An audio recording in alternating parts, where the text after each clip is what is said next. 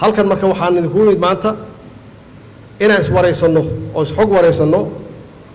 annaga wixii aad noo dirteen oo ahaa duruufihiinna inaan meel saarno oo ay kow ka ahayd mushaharaadka raashinka oo taxano ah oo aanan ahayn sida taqaaniin wax talantaali ah ama bildhaaf aanan ahayn oo aad noqotaan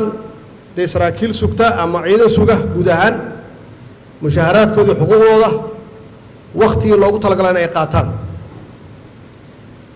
waajibaadkaas yaadna saarteen oo waxaad tidhahdeen annagana waa ka soo bixinaa inaan cadowga ummadda Soomaaliyeed ka dulqaadno waxaa garaadaha u sidataan darajooyinka waxaad u sidataan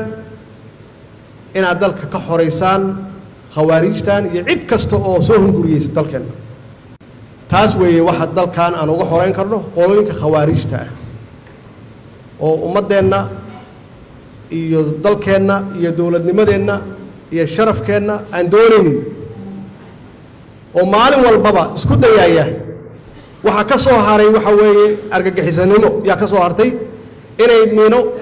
iyo bambaano meel soo dhigaan oo la yiraahdo ciidamadii qalabka sida aaway maxaa ku dhacay maxay hawshooda u qabsan waayeen oo shacabka iyo idinka la iska kiin hor keeno shacabka Soomaaliyeed waa idin garab taagan yihiin waa idin heelan yihiin diyaar ayay idin yihiin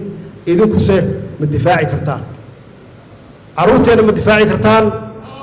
difaacayna madaxweyne Soomaaliyana waxa haysta cadow aad u fara badan mid dibadeed iyo mid guda labadaba waa haystaan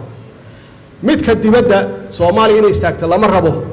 sidaan inaad ku jirtaan ayaa la rabaa maxaa yeelay meesha aan ku naalno nimcada aan haysanno noloma ogola